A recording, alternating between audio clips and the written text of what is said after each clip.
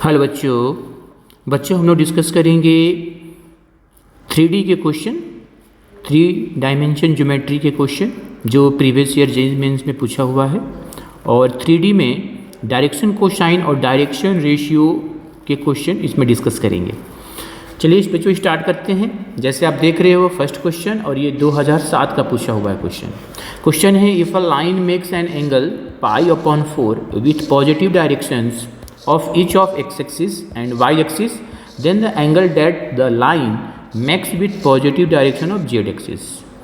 Question में clear बोल रहा है कि एक लाइन है जो π/4 एंगल बना रहा है पॉजिटिव एक्स एक्सिस से, ठीक है, और y एक्सिस से बना रहा है π/4 ही पॉजिटिव डायरेक्शन में। तो हमें बताना है कि वो z एक्सिस से कितना एंगल बनाएगा, बस यही हमें बताना है, ठीक है।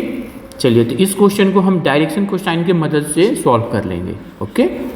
क्योंकि हमारा एंगल दिया हुआ है, एक्स एक्सिस से वो लाइन कितना बना रहा है π/4, वाई एक्सिस से कितना बना रहा है π/4, और जेड एक्सिस से हमें पूछ रहा है।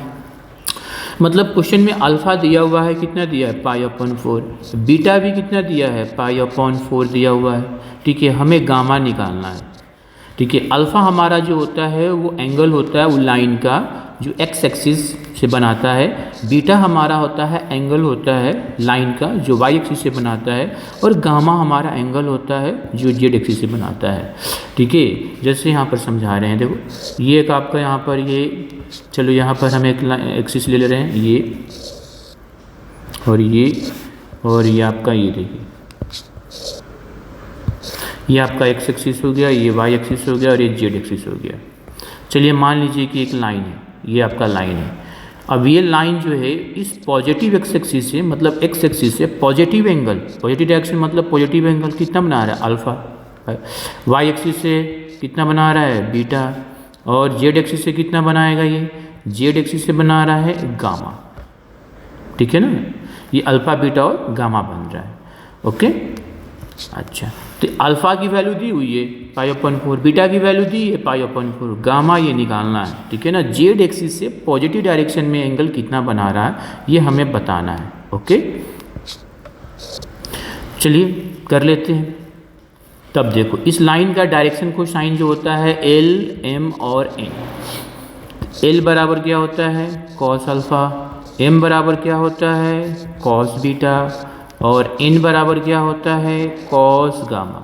तो यहाँ से देखो ये कॉस अल्फ़ा मतलब π/4, ये हो जाएगा कॉस बीटा मतलब π/4, ये तो हमें निकालना ही है। अच्छा, ये कितना हो जाएगा 1/√2, ये भी कितना हो जाएगा 1/√2, यही।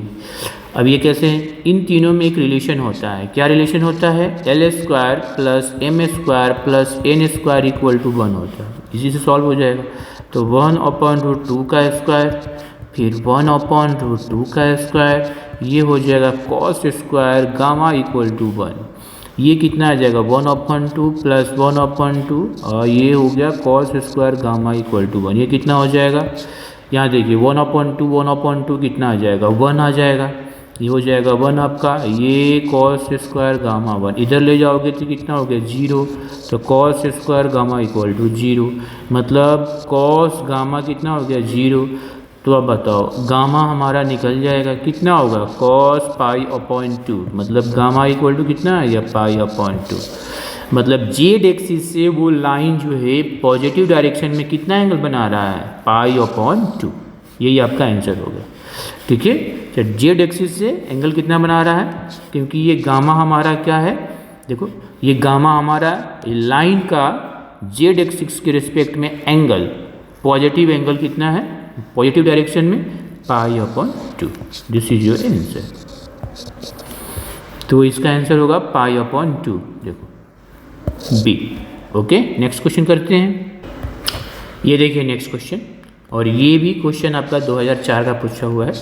क्वेश्चन ये है कि a line makes the same angle theta with each of X and Z axis if the angle beta which it makes with Y axis is such that sin² beta = 3 sin² theta, then cos² theta = एक line है जो theta angle बना रहा है, x axis से बना रहा है और जेड एक्सिस से बना रहा है, और वही लाइन जो है बीटा एंगल बना रहा है वाई एक्सिस से, और वो बीटा एंगल इस तरह से बना रहा है कि साइन स्क्वायर बीटा का वैल्यू जो है 3 साइन स्क्वायर थीटा के बराबर है। तो आपको कॉस स्क्वायर थीटा की वैल्यू बताना है। ये भी क्वेश्चन हमारा डायरेक्शन कोसाइन से ही बनेंगे, ठीक है। चलिए इसको हम कर लेते हैं। तो कोई लाइन जब हमारा यहाँ पर लाइन की डिस्कस हो रही है, लाइन हमारा जो है दिया हुआ है यहाँ पर कि थीटा एंगल बना रहा है एक्स एक्सिस से, मतलब अल्फ़ा दिया हुआ है, अल्फ़ा कितना दिया है यहाँ पर थीटा दिया हुआ है। अच्छा, जेड एक्सिस से कितना बना रहा है थीटा, मतलब गामा भी कितना दिया है थीटा दिया हुआ है। और देखो बीटा तो बीटा दिया ही है वाई एक्सिस से। ओके, तो हम लाइन का डायरेक्शन कोसाइन निकाल लेंगे।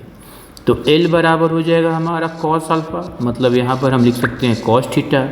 M बराबर होता है कॉस बीटा, तो ये कॉस बीटा ही रह जाएगा क्योंकि वहाँ पर एंगल कितना बना रहा है वाई एक्सिस से, बीटा ही बना रहा है।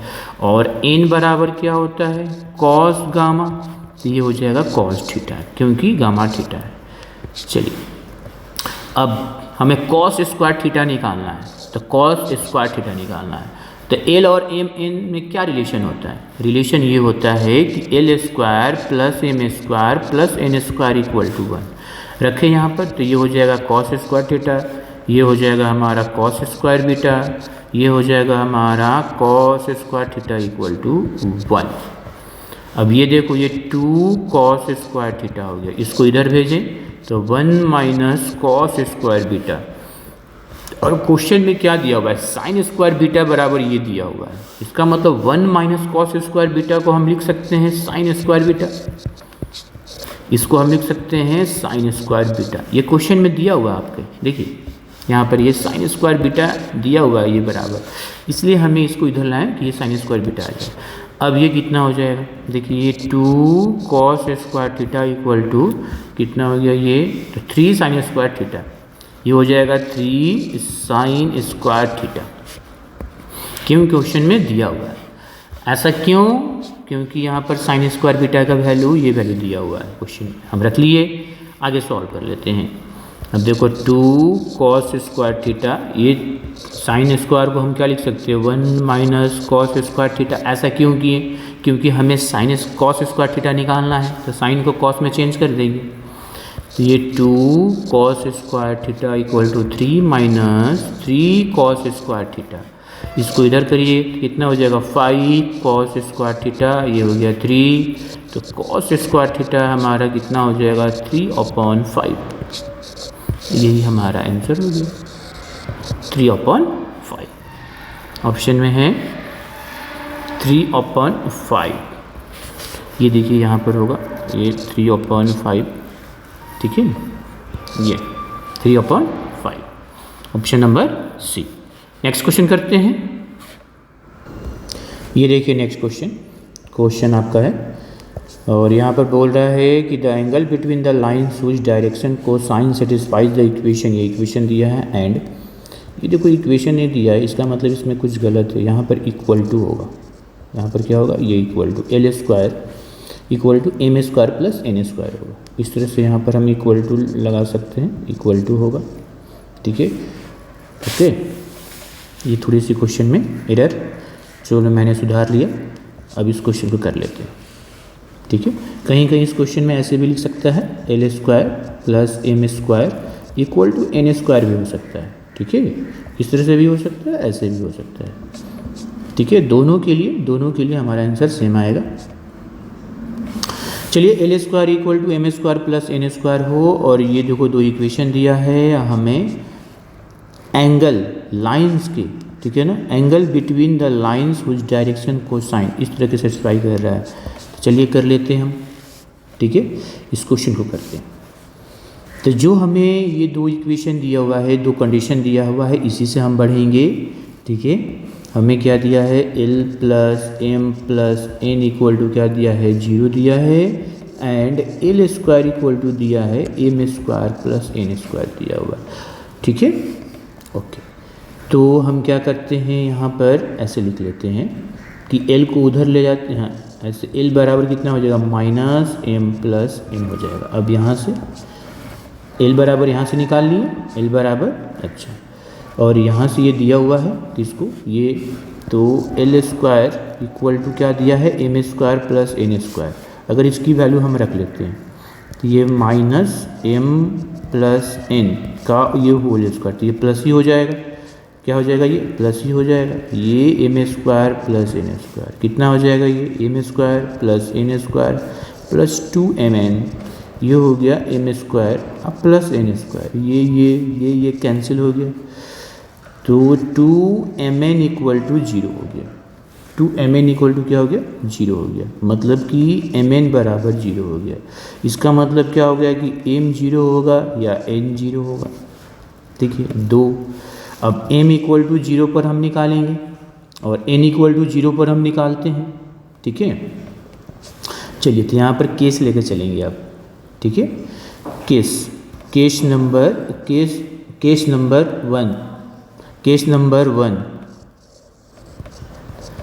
नंबर वन अगर m बराबर 0 हो, m बराबर 0 हो तो m बराबर 0 हो तो n और l क्या होगा। तो उसके लिए कैसे करेंगे, देखो रिलेशन क्या होता है, L square plus M square plus N square equal to 0 होता है। ठीक है, अच्छा नहीं यहाँ से तो नहीं, यहाँ से ही कर सकते हो कि m अगर 0 है तो यहाँ से हम l निकाल सकते हैं। देखो l बराबर, इसको मान लो 1, इसको मान लो 2। अगर हमारा m 0 है तो l हम आसानी से निकाल सकते हैं। तो m अगर 0 है, l बराबर माइनस एम प्लस एन है, तो कितना हो जाएगा माइनस 0 प्लस एन, तो ये कितना हो जाएगा माइनस एन हो जाएगा। l बराबर कितना हो जाएगा, माइनस एन हो जाएगा। अब निकाल लेते हैं। अब देखो, अब क्या जानते हो, L square plus M square plus N square equal to 1। ये देखिए ये हो जाएगा माइनस एन का स्क्वायर, ये हो जाएगा 0 और ये एन स्क्वायर है ही, तो यहाँ से कितना हो जाएगा, देखो N square plus N square, तो ये कितना हो जाएगा 2n स्क्वायर इक्वल टू 1। ठीक है, तो यहाँ से हमारा एन स्क्वायर इक्वल टू आया 1/2, तो n बराबर कितना हो गया प्लस माइनस 1/2। n यहाँ से आ गया तो हम डायरेक्शन को साइन निकाल सकते हैं, दैट इज इस n को हम n1 मान लेते हैं। तो चलिए L1 मतलब लाइन 1 के लिए L1 हमारा कितना है, माइनस n के बराबर है, तो माइनस m के बराबर है। हाँ, प्लस माइनस हम यहाँ पर, तो हम L1 निकाल लेते हैं यहाँ पर। तो यहाँ से हम n निकाल लिए। ठीक है, अब देखो ये लाइन 1 के लिए होगा। ठीक है ना, तो क्योंकि क्वेश्चन में ही दिया हुआ है कि 2 लाइंस। ठीक है ना, अच्छा तो 2 लाइंस के डायरेक्शन को साइन, तो इसको हम यहाँ पर ऐसे कर लेते हैं कि हमारा n प्लस में ही ले लेते हैं 1/√2। तो देखो L1 कितना है, L1 हमारा किसके बराबर है, माइनस n के बराबर, तो कितना हो जाएगा 1/√2। उसके बाद m1 तो 0 हो जाएगा और n1, तो ये तो n1 हो ही गया 1/√2। तो ये पहला लाइन का डायरेक्शन को साइन आ गया। ठीक है, अब देखिए आगे बढ़ते हैं। इसी में देखिए केस नंबर 2 ले लेते हो। केस नंबर 2 क्या कि अगर n बराबर 0 हो, तो n बराबर 0 होगा तो डायरेक्शन को साइन अलग होगा, मतलब दूसरे लाइन के लिए। तो n जब 0 होगा तो यहाँ पर l क्या होगा, देखो यहाँ भी l वही होगा। तो l अगर हमारा 0 होगा, n हम अगर 0 ले लेते हैं तो l बराबर हम मालूम है ये होता है, तो l बराबर कितना हो जाएगा, यहाँ पर माइनस m हो जाएगा। ओके, और फिर लेके चलते हैं L square plus M square plus N square equal to 1। फिर ये एम स्क्वायर हो जाएगा, ये एम स्क्वायर, ये 0 इक्वल टू 1, तो 2m स्क्वायर इक्वल टू 1। तो यहाँ से फिर हमारा m कितना आया 1/√2। ठीक है, अब डायरेक्शन को साइन लाइन 2 का L2 कितना है माइनस, ठीक है माइनस m, तो ये हो जाएगा 1/√2। m1 तो वही हो जाएगा 1/√2 और ये 2 होगा सॉरी, और ये n2 कितना हो गया 0। अब 2 लाइन का हम डायरेक्शन को साइन निकालनी है, हमें निकालना है उसके बीच के एंगल। तो आगे देखो, तो लाइन 1 का जो है डायरेक्शन को साइन जो है, पहला का ये है, दूसरा का ये है। तो यहाँ पे लिख लेते हैं कि इस प्रकार से हमें क्या मिला 10, L1 बराबर माइनस 1/√2 m1 बराबर 0 और n1 बराबर हो गया 1/2। ये लाइन 1 का डायरेक्शन कोसाइन है एंड लाइन 2 का हो गया ये, ठीक है, ये हमारा आ गया। अब हमें एंगल निकालना, ये दो लाइन है, ये फर्स्ट लाइन को रिप्रेजेंट कर रहा है, ये लाइन 1 को, और ये किसको कर रहा है, लाइन 2 को रिप्रेजेंट कर रहा है। अब एंगल बिटवीन टू लाइंस क्या होता है, कॉस थीटा, ठीक है, एंगल बिटवीन टू लाइन हमारा होता है कॉस थीटा, ठीक है, और उसका जो फॉर्मूला है वो डायरेक्शन कोसाइन के रूप में जो फॉर्मूला होता है अभी हम लिख रहे हैं। तो डायरेक्शन कोसाइन का जो हमारा दिया हुआ हो और उसके बीच के एंगल निकालना हो तो कॉस थीटा बराबर ये हो जाता है क्या, L1 L2 plus M1 M2 plus N1 N2। चलिए कर लीजिए, मल्टीप्लाई कीजिएगा, देखो ये देखो 1/√2 ये देखो मल्टीप्लाई कीजिएगा कितना आ जाएगा, तो ये आपका आ जाएगा √2, ये तो ऐसे ही 0 हो जाएगा क्योंकि 0 × 1/√2 और ये आपका हो जाएगा 1/√2 × 0, तो ये आपका हो गया 1/2। तो कॉस थीटा बराबर कितना आ गया 1/2। तो कॉस थीटा 1/2 ये कितना एंगल पर होता है, ये 60 डिग्री पर होता है, मतलब π/3 पर। तो थीटा कितना आ गया π/3, इसका आंसर जो होगा π/3, ठीक है, देखो π/3। नेक्स्ट क्वेश्चन कर लेते हैं, ये देखिए आपका नेक्स्ट क्वेश्चन। नेक्स्ट क्वेश्चन में क्या बोल रहा है, नेक्स्ट क्वेश्चन क्या है आपका कि ये देखिए a line AB is in 3-dimensional space makes angle 45 degree and 120 degree with positive x-axis and positive y-axis respectively. If AB makes an acute angle theta with positive z-axis then theta equal to, मतलब हमें क्या निकालना है, एक line दिया है जो 45 degree बना रहा है एक्स एक्सिस के साथ, 120 डिग्री बना रहा है वाई एक्सिस के साथ पॉजिटिव में, और वही लाइन हमें बताना है जो एंगल थीटा एक्यूट है वो जेड एक्सिस से कितना एंगल बना रहा है। मतलब इस क्वेश्चन को भी हम डायरेक्शन कोसाइन से करेंगे। ओके, तो करते हैं। तो देखिए इसका सॉल्यूशन, आपका 45 डिग्री दिया हुआ है, ये लाइन बना रहा है, मतलब कि अल्फ़ा कितना दिया है 45 और 120 डिग्री दिया है वाई एक्सिस के साथ, तो बीटा दिया है 120 डिग्री, हमें गामा मतलब थीटा निकालना है, ठीक है। अब चलिए कर लेते हैं। तो L बराबर क्या होता है कॉस अल्फ़ा, मतलब ये हो जाएगा कॉस 45 कितना हो जाएगा 1/2, M कॉस बीटा कितना होता है कॉस 120 डिग्री, और कॉस 120 डिग्री का वैल्यू होता है -1/2, और n हमारा क्या हो जाएगा कॉस गामा, ये हो जाएगा कॉस थीटा। अब तीनों के बीच में रिलेशन क्या होता है, L² + M² + N² = 1 रख देते हैं, ये होगा 1/2 का स्क्वायर, ये -1/2 का स्क्वायर, ये आपका हो गया cos² थीटा = 1, ये 1/2 + 1/4, ये आपका हो गया cos² थीटा = 1। यहाँ देखिए इसको प्लस सम कीजिए, तो यहाँ से कितना आ जाएगा, ये देखिए cos² थीटा हमारा कितना आ जाएगा 1, ये ऐड कर लीजिए तो कितना आ जाएगा, ये हो जाएगा 4 और ये हमारा आएगा 3 प्लस cos² थीटा बराबर 1, ठीक है। तो cos² थीटा बराबर 1 - 3/4, तो आपका आ गया cos² थीटा बराबर 1/4, ठीक है। तो यहाँ से cos थीटा कितना हो जाएगा 1/2, तो थीटा कितना हो जाएगा, सॉरी हाँ 1/2, तो यहाँ पर थीटा हमारा कितना हो जाएगा, थीटा हमारा हो जाएगा π/3, ठीक है, थीटा हो जाएगा π/3। तो इसका भी आंसर कितना हो जाएगा, π/3 का मतलब कितना हो गया 60 डिग्री, ठीक है। तो इसका आंसर हो गया B 60 degree. Okay, next question कर लेते हैं। ये देखिए नेक्स्ट क्वेश्चन आपका 5th क्वेश्चन 2009 में पूछा हुआ है। बोल रहा है the projections of a vector on the 3 coordinate axis are 6 - 3 2 respectively, the direction cosine of the vector are. मतलब यहाँ पर 6 - 3 और 2 क्या है, ये प्रोजेक्शन दिया हुआ है, क्या दिया है प्रोजेक्शन दिया है कोऑर्डिनेट में। जैसे समझो यहाँ पर समझाते हैं, जैसे ये मान लीजिए कि ये एक्स एक्सिस है और ये आपका वाई एक्सिस है और ये आपका जेड एक्सिस है। कोई यहाँ पर एक मान लीजिए कि वेक्टर है, अब इसका प्रोजेक्शन, जैसे मान लो कि इसका प्रोजेक्शन, जैसे ये अल्फ़ा एंगल बना रहा है, ये बीटा बना रहा है और ये गामा बना रहा है, इसका प्रोजेक्शन क्या हो जाएगा। अब मान लो कि ये वेक्टर आर है, कितना हो जाएगा आर कॉस अल्फ़ा, वाई के रिस्पेक्ट में कितना हो जाएगा आर, ठीक है, कॉस बीटा, और जेड के रिस्पेक्ट में कितना हो जाएगा आर कॉस गामा।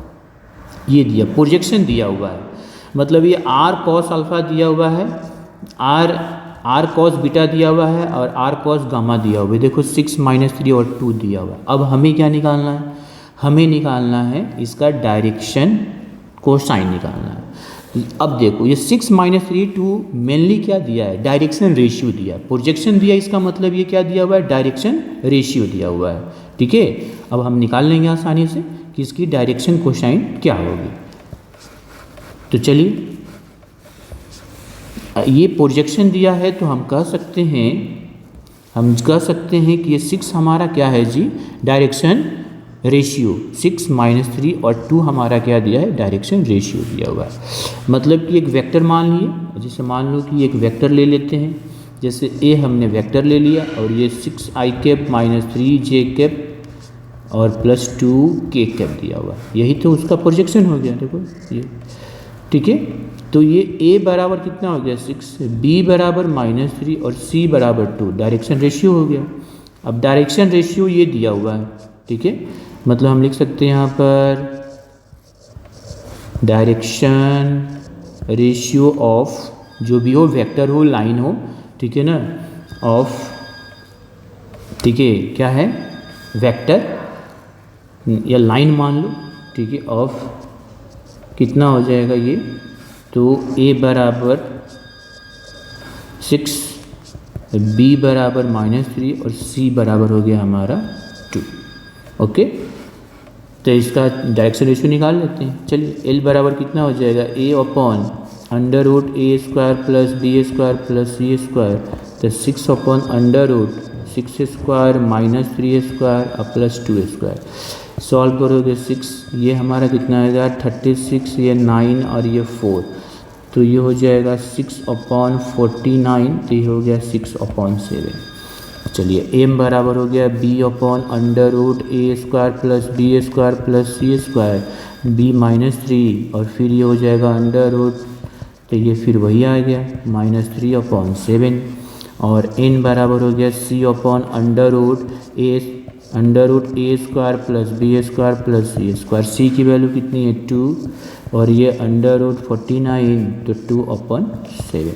तो डायरेक्शन, तो यहाँ पर हेंस डायरेक्शन को साइन क्या हो गया, direction cosines of the given vector, of the given